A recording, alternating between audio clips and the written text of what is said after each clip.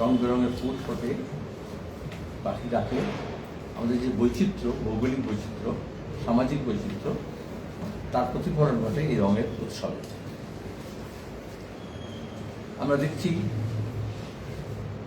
SIR নামে voter লিস্টের নিবিড় সংশোধনের নামে একটা নিবিড় ষড়যন্ত্র হয়েছে। গোটা দেশে ইলেকশন কমিশন নিজেকে নির্যাতন কমিশন হিসেবে রূপান্তরিত করেছেন। অবাধ ও সুষ্ঠু ভোট করার যাদের দায়িত্ব, তারা ভোটের মুহূর্তে আরো বেশি প্রক্রিয়াকে জটিল করেছেন, সমস্যাকে আরো বেশি জটিল করেছেন এবং একটা বিশাল অংশের মানুষের সামনে ঘোরতর বিপদ হাজির করেছেন। আমরা প্রথম থেকে এটা বলছিলাম, এসআইআর এর কোনো প্রয়োজন ছিল না। ভোটার তালিকা নতুন নয়, জনপ্রতিনিধি আইন অনুযায়ী শুদ্ধ পরিশ্রুত ভোটার তালিকা তৈরি করার দায়িত্ব নির্বাচন কমিশনের। নির্বাচন কমিশন রাজ্য প্রশাসনকে ব্যবহার করে একেবারে বুথ স্তর থেকে জেলা, বিধানসভা কেন্দ্র, রাজ্য এবং বিভিন্ন রাজ্যে এটা হয়। আমরা এখানে দেখলাম যে পরিকল্পিতভাবে প্রথম থেকে বিজেপি এবং তৃণমূল তাদের বিভাজনের রাজনীতিকে নিয়ে যাওয়ার জন্য, আর ইলেকশন কমিশন আরএসএস এর পরিকল্পনা অনুযায়ী এখানে বিভাজন রাজনীতিকে আরো দৃঢ় করার জন্য ম্যাপিং যখন করলেন, একটা অংশ মানুষের ভীষণভাবে তারা নিজেকে বিপদগ্রস্ত মনে করলেন। কিন্তু ম্যাপিং এর পরে যখন খসড়া তালিকা বেরোলো, সেখান থেকে এই যে লজিক্যাল ডিসক্রিপেন্সির নাম করে, যেটা কোথাও আইনে নেই, সংবিধানে নেই, জনপ্রতিনিধি আইনে নেই, নিজেরা এটা বার করলেন। এমনকি বিহারেও যখন এসআইআর করেছিলেন তখন এটা ছিল না। একদিকে ইলেকশন কমিশনকে আমরা চ্যালেঞ্জ করলাম, বিভিন্ন সরকার চ্যালেঞ্জ করলো, রাজনৈতিক দল চ্যালেঞ্জ করলো, সুপ্রিম কোর্ট বারবার বললো যে আইন মেনে করো, সংবিধান মেনে করো। আর নির্বাচন কমিশন যেমন সমস্ত স্বৈরতান্ত্রিক সংস্থা মনে করে, স্বৈরতান্ত্রিক সরকার মনে করে, আমাদের রাজ্য সরকার, কেন্দ্র সরকার আমরা যেমন দেখছি যে তারাই আইন, যা বলবেন সেটাই আইন। তাতে যেটা হয়েছে, ব্যুরোক্র্যাটসরা একেবারে বিডিও লেভেলে, এসডিও লেভেলে, ডিএম লেভেলে, এমনকি সেক্রেটারি লেভেলে তারা দলদাসে পরিণত হয়েছে। আইন না মেনে, সংবিধান না মেনে হুকুম তামিল করে। এবং এই হুকুমনামা যখন মমতা দিয়েছে পঞ্চায়েত নির্বাচনের সময়, আমরা দেখেছি ভোটের দুর্নীতি কিভাবে তারা করেছেন একেবারে গণনা কেন্দ্র পর্যন্ত। এই হুকুমনামা যখন ইসিআই দিচ্ছে, তখন দেখছি তারা আইন না করে একটা বড় অংশকে রেখে দিয়েছেন। শুনানির সময় তারা সমস্ত ডকুমেন্ট দেওয়ার পরেও, আর সেটা করেছেন যেহেতু বিজেপির নির্দেশে করা হয়েছে। আর বিজেপি যেহেতু অনুপ্রবেশকারী, রোহিঙ্গিয়া, জেহাদি আগে থেকেই 1.5 লক্ষ, 1.5 কোটি, 2 কোটি সব বলে যাচ্ছিল সিএনআরসির সময় থেকে, তাকে যখন ম্যাপিং এ প্রতিফলিত হলো না, তাহলে আদিবাসী, তপশিলি, মতুয়া, মহিলা, প্রান্তিক মানুষ এবং সংখ্যালঘু সম্প্রদায়ের মানুষ, মুসলমান সম্প্রদায়ের মানুষ, এক একটা অ্যাসেম্বলি, এক একটা বুথ দেখলে, এক একটা রিজিয়ন দেখলে দেখা যাবে রিজিয়ন এবং রিলিজিয়ন স্পেসিফিক। এই তৃণমূল সরকারের প্রশাসন তাদের কাছে সমস্ত ডকুমেন্টস দিনের পর দিন শ্রম দিবস নষ্ট করে বিডিও অফিসে গিয়ে, তারা এসডি অফিসে গিয়ে তারা দিয়েছেন, শুনানি কেন্দ্রে জমা দিয়েছেন, কিন্তু সেগুলোকে পেন্ডিং রেখে দেওয়া হয়েছে। কোনো প্রশাসক নিজে সিদ্ধান্ত নিতে পারলো না। ওই যে মমতা ব্যানার্জি কোটি কোটি টাকা খরচা করে প্রশাসনিক বৈঠক করতেন, হম্বি করতেন, তাহলে দলদাস প্রশাসনকে পরিণত করলে তারা কয়লা পাচার, গরু পাচার, জমি চুরি, গরু চুরি সবেতে সাথ দিতে পারে, কিন্তু একটা ডকুমেন্টস থেকে ভেরিফাই করতে পারে না যে কে, তার জন্ম তারিখ কি, তার বাবার নাম কি। আর নামের মধ্যে আমাদের বাংলার নামে একটা বৈচিত্র্য আছে। বানানে ইংরেজি থেকে বাংলা করলে, বাংলা থেকে ইংরেজি করলে, তারপরে কারোর মধ্যপদ থাকে, কারোর মধ্যপদ থাকে না। মুসলমানদের মধ্যে একেবারে বংশ পরম্পরায় সারনেম একই রকম থাকে না। একটা উল আর উলের মধ্যে তফাৎ, যেহেতু অ্যারাবিক গ্রামার অনুযায়ী হয়, যদি তারা সেখানে সন্ধি কিভাবে হয়, সমাস কি করে হয়, আরো অ্যারাবিক নামের, পার্সিয়ান নামের সে যদি না জানে, অশিক্ষিতের দল, সেটা মানুষের দোষ। যখন নাম লেখে, একটা স্লিপে নাম লেখে, স্কুলে নাম লেখে, তাতেও নামের গন্ডগোল হয়ে যায়। আদিবাসীদের সারনেম সম্পর্কে কোনো ধ্যান ধারণা নেই। মেয়েদের আগে যেরকম মাঝখানে মধ্যপদ হতো, এখন মধ্যপদ হয় না, এখন আধুনিক নামে 2টো শব্দ হয়। অনেক হিন্দু মানুষের নাম এখন আর 3 শব্দে হয় না, মাঝখানে চন্দ্র, বালা ইত্যাদি ইত্যাদি থাকতো, সেগুলো থাকে না, এখন সোজাসুজি করে দেয়, কুমার এগুলো থাকে না, কিন্তু সেটাকে লজিক্যাল ডেসক্রিপশন ফেলা হয়েছে। এটা এক বাক্যে হতো যদি রাজ্য সরকার বিধানসভা একটা প্রস্তাব করে বলতো নামের একটা তালিকা দিয়ে এটাকে যেভাবেই বানান করো, এটা স্ট্যান্ডার্ড, এটাই। ব্যানার্জি বলো বা বন্দ্যোপাধ্যায় বলো একই, গাঙ্গুলি বলো গঙ্গোপাধ্যায় বলো একই, খাতুনের TUN হোক আর TWN হোক একই, শেখের বানান SK হোক আর SHAIKH হোক বা SHEIKH হোক। এইটা না হওয়ার ফলে বিভিন্ন রাজ্যে এটা করা গেছে। তাহলে এখানে তৃণমূলও চাইছিল এই গন্ডগোলের মধ্যে গিয়ে আবার বিভাজন রাজনীতি যাতে হয়, আর তিনি পরিত্রাতা রূপে সামনে চলে আসেন। যেরকম আমরা দেখেছিলাম কার্গিল থেকে পুলওয়ামা এবং অপারেশন সিন্দুর, এরকম যেখানে দাঁড়িয়ে একটা বিপদ সামনে নিয়ে আসা হয়, মানুষকে আতঙ্কগ্রস্ত করা হয়, আর তারপর বলে মোদি হ্যাঁ তো মুমকিন হ্যাঁ।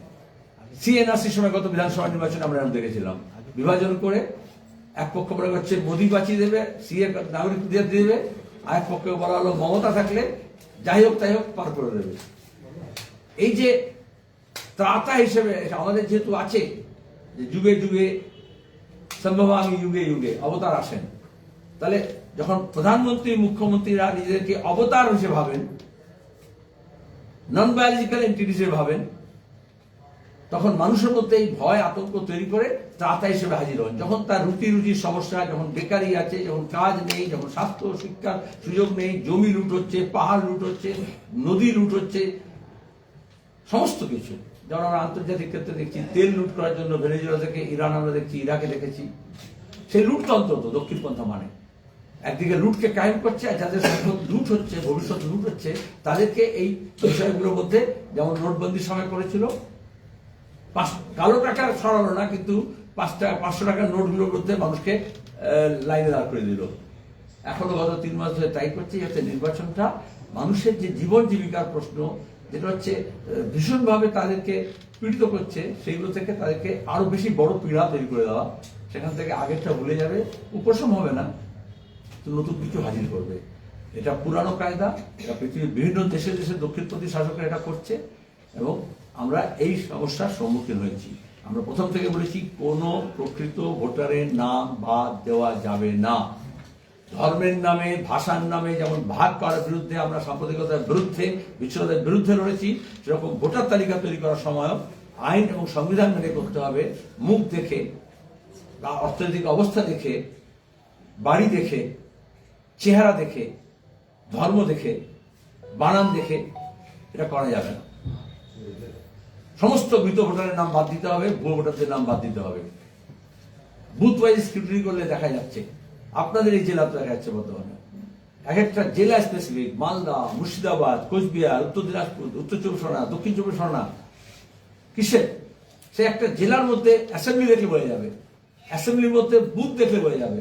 আমরা আগামীকাল দুপুর 3টায় CO অফিস অভিযান করা হবে। বামপন্থী দলগুলো এবং বাম ফ্রন্টের সহযোগী সবাইকে আমরা আবেদন জানাচ্ছি। এখন নানা রকমের মঞ্চ তৈরি হয়েছে, কারণ আক্রান্ত মানুষ, সেই আক্রান্ত মানুষ ভোটাধিকার রক্ষার জন্য, নিজের জীবন জীবিকার জন্য, পরিবেশের জন্য যারা লড়াই করছেন তাদেরকে আহ্বান জানাচ্ছি, সিভিল সোসাইটিকে আমন্ত্রণ জানাচ্ছি। নির্দিষ্ট কোন রাজনৈতিক দল নয়, আবার যে যার নিজের ঝান্ডা, ফেস্টুন, ব্যানার নিয়ে আসতে পারেন। আপনারা জানেন আমরা CA সময় যখন মোদি এসেছিল, তৃণমূল ছাড়া বাকি সবাই মানুষ একটা হয়েছিলেন, আমরা বলেছিলাম গো ব্যাক টু মোদি। আমাদের ধিক্কার ECI এর বিরুদ্ধে, আমাদের ধিক্কার এই ভোটাধিকার হরণ করার অভিসন্ধির বিরুদ্ধে, এবং সাংবিধানিক কাঠামোকে রক্ষা করা, আমাদের দেশের গণতান্ত্রিক ধর্মনিরপেক্ষ ব্যবস্থাকে কায়েম রাখার জন্য, সার্বভৌমত্বকে কায়েম রাখার জন্য, সবার উপরে মানুষ সত্য, এটাকে প্রতিষ্ঠা করার জন্য আমরা আহ্বান জানাচ্ছি। যারা মানবাধিকার অধিকার, গণতান্ত্রিক অধিকারে বিশ্বাস করেন তারা সবাই আসুন। আগামীকাল কমরেড বিমান বসু সবাইকে আবেদন জানিয়েছেন বামফ্রন্টের চেয়ারম্যান হিসেবে। বামফ্রন্টের বাইরে অনেক দল বলেছে তারা আসবে, অনেক সামাজিক সংগঠন তারা বলেছে। আর যেহেতু এখন দোল হোলি এর মধ্যে দাঁড়িয়ে, তাও কালকে CO অফিস খোলা থাকবে, কারণ ওদেরকে তো যতটা চিবোতে পারে না তার থেকে বেশি কামড়েছে। ভোটার লিস্ট ঠিক না করে সব ভোটারদের নাম না তুলে এ রাজ্যে ভোট করা অসম্ভব, করা যাবে না। এই হুঁশিয়ারি দেওয়ার জন্য আমরা যাব, দরকারে সেখানে আমরা ঠায় বসে থাকব, কিন্তু ভোটের অধিকার আমরা ছিনিয়ে আনবো।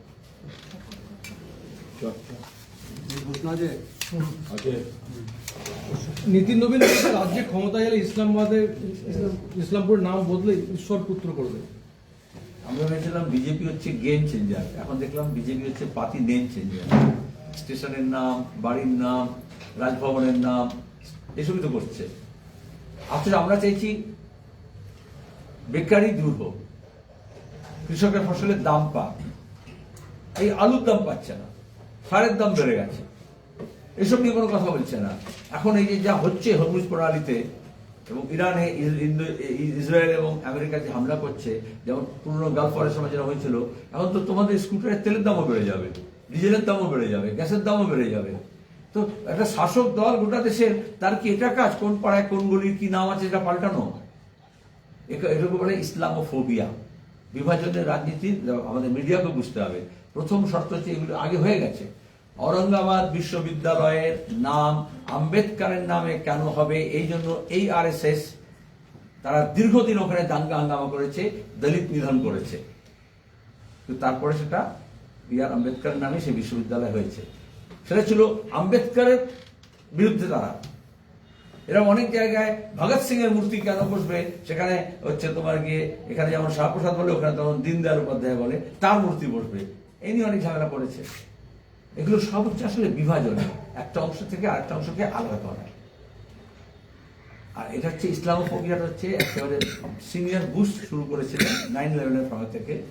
এটা আমাদের বুঝতে হবে যে এই যে জিহাদি বলে, রোহিঙ্গা বলে, নাম পাল্টানো বলে, পোশাক দেখে, খোরাক দেখে যে মব লিঞ্চিং করে, এটা তোমাদের মধ্যে একটা ভয় এবং ভীতি সঞ্চার করে। কিছু মিডিয়া তারা এটাকে দামাওয়া পেয়ে যায়, তার পিছনে বিজ্ঞাপন পায় বা কিছু টাকা পায় বা কিছু অর্থ পায়, সবকা মালিক এক হয়।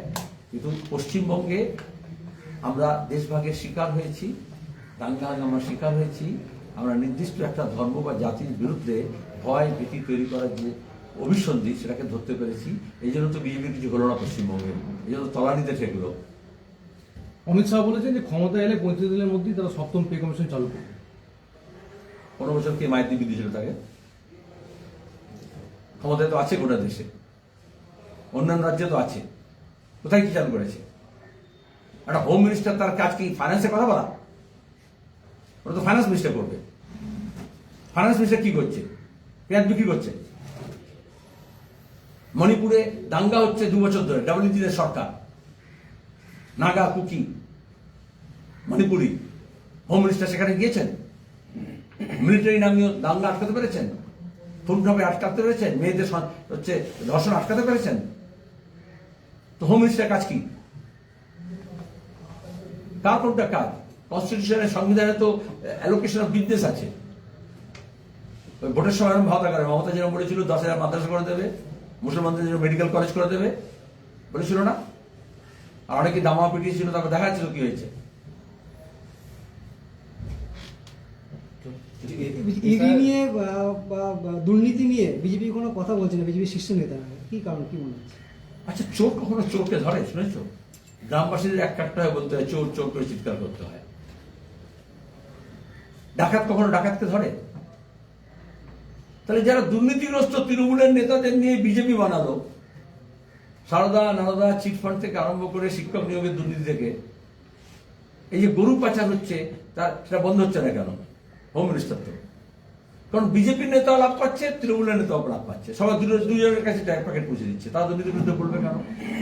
ইডিতে ফাইল নিয়ে চলে গেলেন মমতা ব্যানার্জি চোখের সামনে, পেছনে কেউ ছুটলে, তোমাদের যদি হাত থেকে ক্যামেরা কেউ যদি কেড়ে নিয়ে যায়, তুমি পেছন মুড়ে একটু চিৎকার করবে না, এই নিয়ে গেল নিয়ে গেল। তুমি কোনো ভিডিও, কোনো চ্যানেল দেখাতে পারলো যে ইডি পেছন পেছন ছুটছে, দিদি নিয়ে যাবেন না, নিয়ে যাবেন না ওই ফাইলটা? সেটিং কাকে বলে? কোন একটা অভয়াকাণ্ডের সময় বিচার হয়েছে? কলকাতা পুলিশ যা বলেছে, রাজ্য পুলিশ যা বলেছে, ইডিসিবিও তাই বলেছে। সেখানে জয়েন্ট ডিরেক্টরকে প্রমোশন করে দেওয়া হয়েছে, আর এখানে তো ডিজিকে একদম রাজ্যসভা মেম্বার করে দেওয়া হয়েছে। চোর কখনো চোরকে ধরে না, কাক কখনো কাকের মাংস খায় না। তাহলে প্রত্যেকটা নির্বাচনের আগে দেখবে এরকম হয় না, ভুবনেশ্বরে ছিল এই রাজীব কুমার যাচ্ছিল না ভুবনেশ্বর, হচ্ছে তোমার গিয়ে শিলচর, ওই মেঘালয়ের রাজধানী ছোটাছুটি হচ্ছিল, তারপর কি হলো, কোথায় গেল? যেখানে তোমার এলাকায় যে দুর্নীতি হচ্ছে, গ্রামে পঞ্চায়েত এলাকায় যে দুর্নীতি হচ্ছে, 100 দিনের কাজে যে দুর্নীতি হয়েছে, ধরেছে?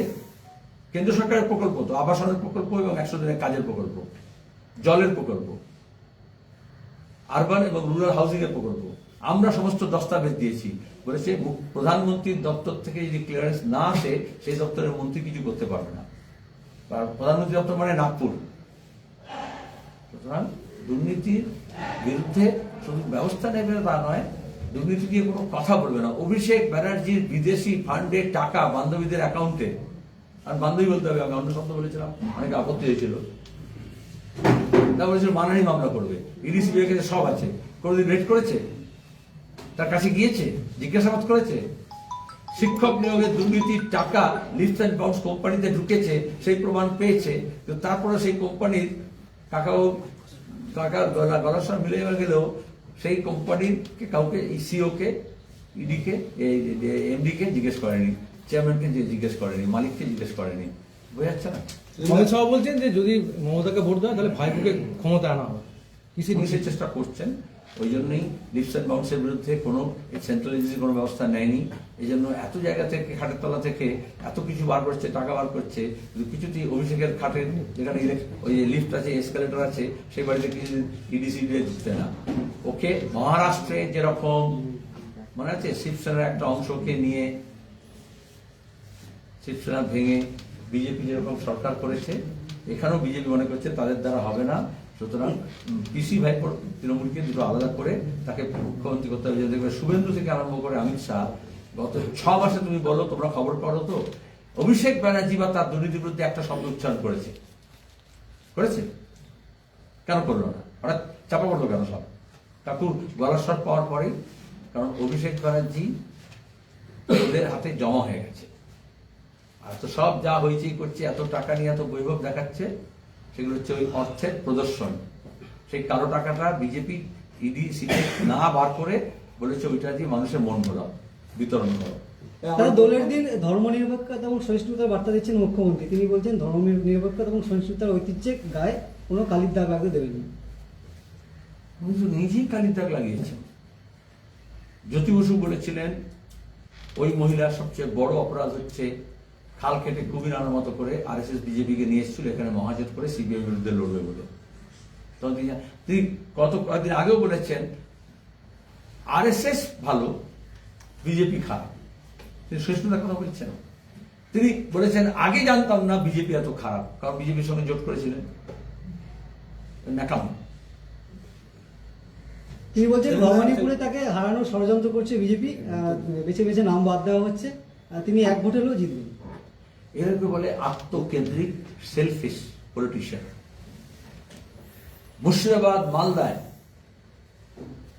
লাখ লাখ মানুষ দিশেহারা, তাদের নাম কাটা হচ্ছে। মুখ্যমন্ত্রী ব্যস্ত রাখছে নিজের আসন সামলাতে। মুখ্যমন্ত্রী গোটা রাজ্যে, তাহলে কুচবিহারের যে মানুষের নাম বাদ গেল, বর্ধমানের যে মানুষের বাদ গেল নাম, মন্তেশ্বরে যার বাদ গেল, মঙ্গলকোটে কেতুগ্রামে যার নাম বাদ গেল, সেটা মুখ্যমন্ত্রী চিন্তিত না। তিনি চিন্তিত কি নিয়ে? ওই গরিব গুর্ব পরিযায়ী শ্রমিকদের নিয়ে নয়, তার ভবানীপুর নিয়ে।